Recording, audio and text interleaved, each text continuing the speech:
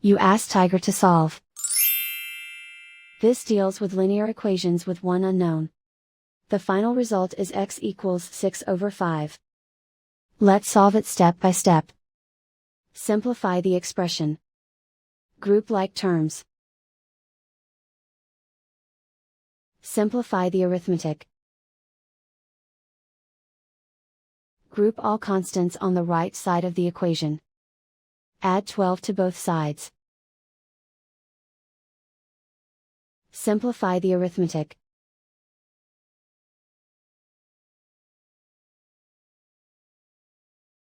Isolate the x.